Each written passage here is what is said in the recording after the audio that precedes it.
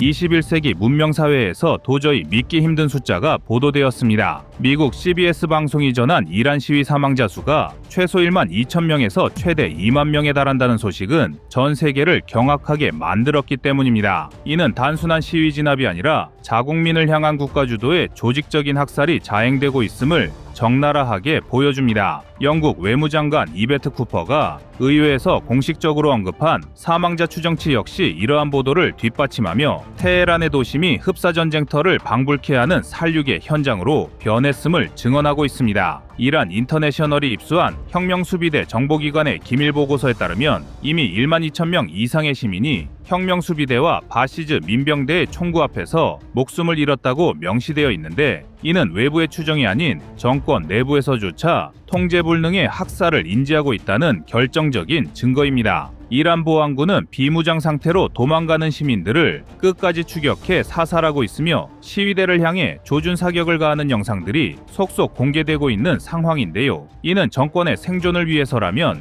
국민의 생명 따위는 안중에도 없다는 독재 권력의 잔혹한 민낯을 그대로 드러내는 장면입니다. 하지만 이러한 피해 탄압 속에서도 이란 국민들의 저항 의지는 꺾이지 않고 있습니다. 크르만샤에 위치한 혁명수비대 본부가 쿠르드족 시위대에 의해 장악되었다는 소식은 철옹성 같았던 공포정치가 밑바닥부터 무너져 내리고 있음을 보여주는 상징적인 사건입니다. 특히 주목해야 할 점은 이란 경제의 심장부인 금융 시스템마저 붕괴하고 있다는 것인데요. 혁명수비대의 자금줄 역할을 해오던 세파은행을 포함한 주요 은행 5곳이 파산 위기에 처했다는 정보는 정권 유지에 필요한 최소한의 통치 자금조차 바닥났음을 의미합니다. 러시아가 급하게 장갑차와 공격 헬기를 지원하며 이란 정권의 연명을 돕고 있다는 폴리티코의 보도는 이란 내부의 진압 능력이 한계에 봉착했음을 역설적으로 증명하며 외세의 힘을 빌려 자국민을 짓밟아야 하는 처량한 신세로 전락했음을 보여줍니다. 이러한 절망적인 상황 속에서 기술이 독재의 장벽을 허무는 놀라운 반전이 일어나고 있습니다.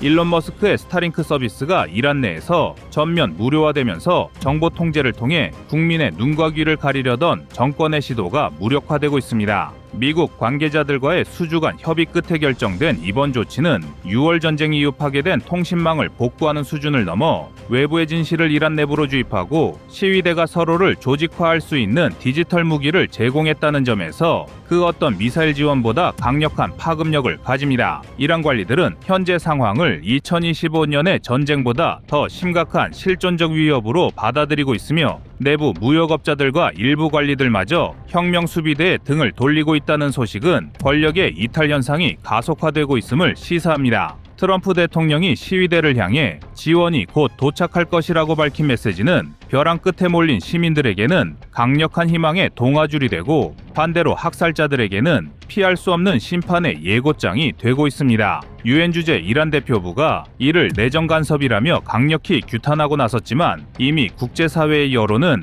이란 정권에게 사망 선고를 내린 상태이며 G7 국가들이 폭력 진압에 대한 추가 제재를 경고하고 나선 것은 이란 경제의 숨통을 완전히 끊어놓겠다는 의지의 표현입니다. 결론적으로 이란 시위 사태는 단순한 반정부 운동을 넘어 부패하고 잔혹한 신정체제와 자유를 갈망하는 시민정신의 최후의 대결 양상으로 치닫고 있으며 2만 명의 숭고한 희생과 스타링크라는 첨단 기술의 결합은 페르시아의 낡은 철권을 무너뜨리는 가장 강력한 기폭제가 되어 중동의 봄을 다시 불러올 준비를 마쳤습니다.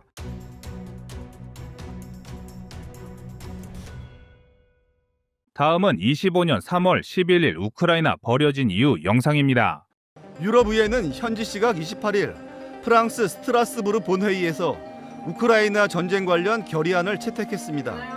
결의안은 EU와 회원국들을 향해 우크라이나 방어 작전에 상당한 군사적 자원을 제공하기 위해 한국의 우크라이나 무기 지원에 대한 입장 선회를 요청할 것을 촉구한다고 명시했습니다. 2017년 무렵 우크라이나 군수산업체 유주노예에서는 극도로 민감한 신형 탄도미사일 개발 프로젝트를 추진하고 있었습니다. 이 사업은 기존 소련제 기술을 거의 완전히 뜯어고치는 대규모 개혁 성격이었는데 내부적으로는 VK-17이라는 암호명으로 불렸습니다. 그런데 문제가 생겼습니다. 이때 현지 연구진이 일부 러시아 기술자 출신과 교류한 정황이 포착되면서 미국 정보기관이 이를 사전에 감지해 버렸기 때문입니다. 대외적으로는 전혀 알려지지 않았으나 설상가상으로 너무 자신만만한 우크라이나 내부 핵심 인사들이 자신들도 이제 핵 추진체를 응용하지 않고도 러시아 전역을 사정권에 두게 될 것이라고 발언한 것이 영미권 정보 당국에 보고되면서 일이 커졌습니다. 결국 서방 국가들의 압박을 받은 우크라이나 정부는 공표조차 못한 채 이 프로젝트를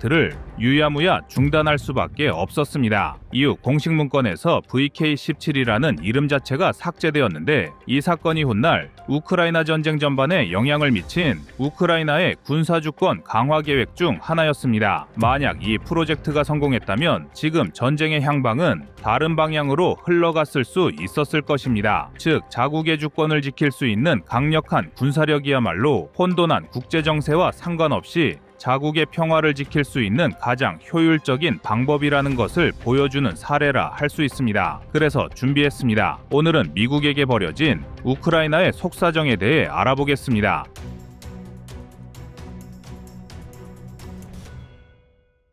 우크라이나가 서방으로부터 대규모 지원을 받기 훨씬 전, 즉 러시아의 크림반도 강제병합 이전부터 우크라이나는 아무도 믿지 말고 스스로 생존해야 한다는 기본 인식을 갖고 있었습니다. 실제로 우크라이나 내부를 깊이 들여다보면 러시아의 영향력에서 벗어나기 위해 필사적으로 자립하려 했던 흔적이 역력합니다. 반면 이 모든 노력이 2014년 크림반도 사태 이후 본격화된 대결 국면에서 제대로 결실을 맺지 못했다는 것이 안타까운데요. 현 시점에서 보면 우크라이나가 처한 현실은 미국과 유럽 모두가 지지 의사를 철회하기 시작했다는 느낌이 강하게 듭니다. 대통령 선거를 둘러싼 국내외 압박이나 자국 영토의 상당 부분을 러시아에 빼앗긴 상태, 그리고 서방의 지원 중단 가능성 등은 젤렌스키 정부로서는 숨통을 조여오는 악재가 아닐 수 없습니다. 여기에 도널드 트럼프 대통령이 다시 미정계 전면에 나서면서 이런 우려는 현실로 다가오고 있습니다. 그래서 군 전문가들은 트럼프가 과거 집권 시절부터 모든 것을 돈으로 환산한다는 기조를 내세웠던 만큼 전쟁 비용을 과감하게 줄이는 동시에 결과물은 미국이 차지하는 방향으로 흘러갈 가능성이 있다고 분석하고 있습니다. 여기에 더해 유럽 각국 역시 이 문제에서 점점 손을 떼려 하는 모양새입니다. 표면적으로는 대러 제재와 우크라이나 지원을 계속하겠다고 주장하지만 전쟁 장기화에 따른 경제적 부담과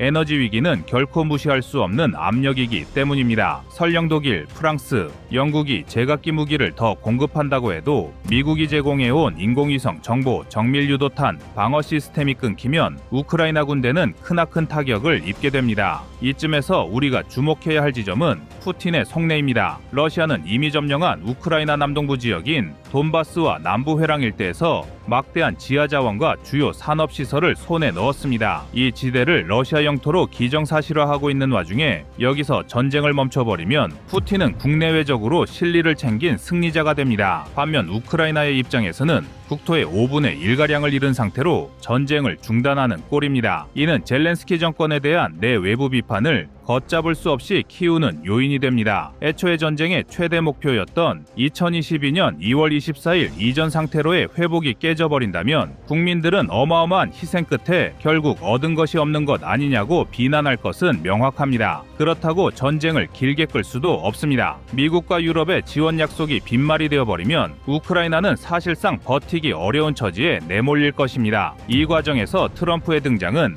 가장 강력한 분수령이 될 것으로 보입니다. 트럼프는 유럽과의 동맹 관계조차도 예외 없이 미국 이익의 관점에서 재단할 가능성이 크기 때문인데요. 실제로 트럼프는 집권 중 그린란드를 사들이겠다거나 캐나다에 대해 자국 편입 발언을 슬쩍 내비치는 등 외교적 금기를 무시해온 전례가 있습니다. 그렇다면 우크라이나 지원 중단 역시 수순처럼 보일 수 있습니다. 뿐만 아니라 러시아와의 관계 개선을 성과로 삼아 자국 유권자에게 어필하려 든다면 우크라이나는 더욱더 설 자리를 잃게 됩니다. 그렇다면 유럽이 적극적으로 나서서라도 우크라이나를 지원하느냐는 문제 역시 회의적입니다. 무기와 경제 지원을 꾸준히 제공해온 프랑스나 독일 입장에서도 전쟁이 끝없이 이어지면서 에너지 위기와 물가 상승 압박이 가중되는 것이 정치적으로 달갑지 않을 것인데요. 과거 1차, 2차 세계대전에서도 미국은 초기에 참전을 꺼리다가 결국 참전했지만 그 뿌리에는 언제나 미국의 이익이 존재했습니다. 우크라이나 문제에서도 마찬가지입니다. 전쟁을 길게 끌어봐야 자국의 이득이 되지 않는다는 판단이 서면 미국은 가차없이 지원의 손을 뗄 공산이 큽니다. 이때 우크라이나는 선택지가 거의 없습니다. 젤렌스키 대통령이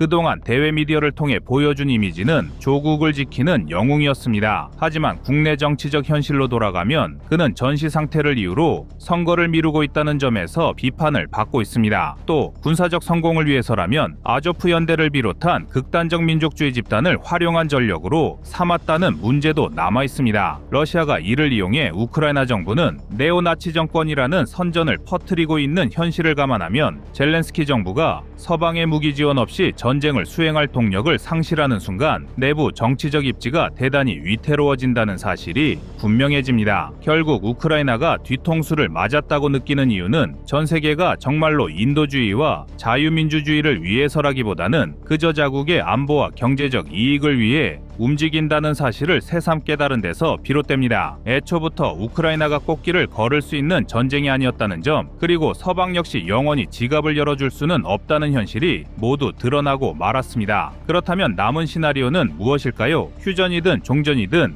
우크라이나가 무언가를 포기하는 그림이 짙어집니다. 트럼프가 밀어붙이는 강제 휴전 시나리오에서는 러시아가 이미 점령해버린 영토의 상당 부분을 그대로 인정해주는 대신 전쟁을 멈추게 되는 형태가 가장 현실성이 높습니다. 어떤 식으로든 이 합의를 젤렌스키가 받아들이는 순간 국민적 비난이 터져 나올 텐데 이 비난이 언제 폭발할지는 미지수입니다. 그럼 이제 남은 의문은 도대체 어떻게 이런 상황이 만들어졌느냐는 점입니다. 앞에서 언급했듯이 우크라이나 내부는 이미 오래전부터 독자 무기 개발과 자주국방을 갈망했습니다. 그러나 이 욕망이 서방과 엇박자를 내면서 국제 지원이 차단될 위험에 처해 있었던 것이 사실입니다. 2014년 이후 우크라이나의 정치-경제 시스템이 서방 자본에 깊숙이 편입되면서 독자 노선을 걷는 게 어려워졌습니다. 여기에 더해 트럼프가 재집권하여 가장 먼저 시도할 일은 우크라이나 전쟁 종식이라는 명분으로 우크라이나가 원치 않는 조건을 통으로 밀어붙일 수 있다는 겁니다. 젤렌스키가 도저히 받아들일 수 없는 영토 분할안이 제시되어도 미국이 더 이상의 군사 지원은 없다고 선언하면 우크라이나는 사실상 꼼짝할 수 없습니다. 하지만 이 모든 상황이 100% 확정된 미래는 아닙니다. 미국 내 정치 지형이 어떻게 요동치느냐에 따른 변수가 남아있고 혹은 유럽연합이 결단을 내릴 가능성도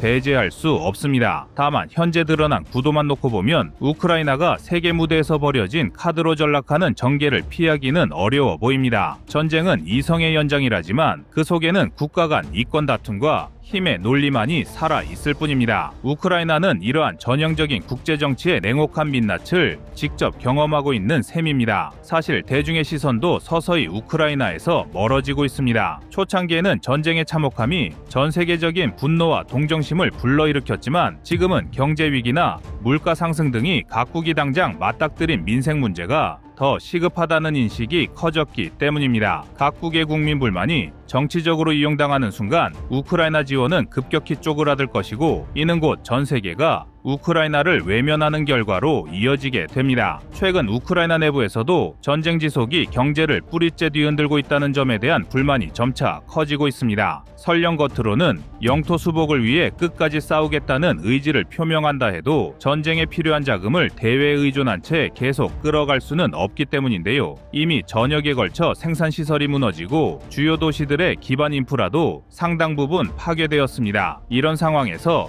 러시아가 점령해버린 남동부 지역에는 예상보다 빠른 속도로 임시 행정 조직이 구축되고 있습니다. 러시아 측은 이 지역에 7억 의 인사들을 적극적으로 내세워 이곳은 원래부터 러시아 땅이었다는 논리를 퍼뜨리고 있고 러시아 여권을 발급하는 행정행위도 가속화하고 있습니다. 이는 실질적 점령을 기정사실로 함으로써 우크라이나의 영토 주권을 무력화시키는 전략입니다. 유럽과 미국 역시 우크라이나의 사태가 종료된 이후에 벌어질 재건 사업에 대한 이권 다툼 틈을 이미 염두에 두고 있다는 점도 기억해야 합니다. 전쟁이 언제 어떻게 끝나든 포성 뒤에는 막대한 복구와 인프라 개선 프로젝트가 뒤따를 것은 당연한데요. 트럼프가 지향하는 이익중심주의는 재건 사업을 독점적으로 수주하려는 시도로 이어질 가능성이 크고 러시아는 또 다른 형태로 영향력을 행사할 수 있습니다. 결국 우크라이나 입장에서는 이 전쟁이 끝나서 영토를 일부 포기하더라도 나토 가입 혹은 안전보장조약 등을 확보할 수 있다면 그나마 다행이지만 트럼프식 계산법 앞에서 이들 조건이 관철될 가능성은 그리 높지 않습니다. 이처럼 전 세계가 우크라이나를 외면하기 시작한 진짜 이유는 바로 이 전쟁을 끝까지 지지해줄 만한 확고한 경제안보적 동기가 서방에 부족하다는 데 있습니다. 더불어 트럼프라는 변수가 등장하면서 모두가 우크라이나는 안 되겠다는 판단을 더 명확히 내리게 됐습니다. 그래서 푸틴은 되레 이 상황을 반전의 호기로 삼으려 하고 있고 유럽 국가들은 자기 생존을 위해 발을 빼려고 합니다. 모두가 자신의 이익을 계산하는 세상에서 우크라이나만 명분과 정의를 붙잡고 외로운 싸움을 벌이는 형국입니다. 결론적으로 우크라이나가 바라는 완전한 영토 수복과 나토 가입 가능성은 점점 희미해지고 있습니다. 강제 휴전이나 부분 영토 포기가 미국 주도의 타협 카드로 채택될 시점이 코앞에 다가오고 있는데 우크라이나가 이처럼 외세에 흔들린 결정적 이유는 주변국들 대비 확고한 안보 태세가 부족했기 때문입니다. 세계 최강국이라는 미국조차도 자신의 실리만을 추구하는 게 전혀 이상하지 않은 시대에 우크라이나가 버려진 것은 어쩌면 필연이었는지도 모릅니다.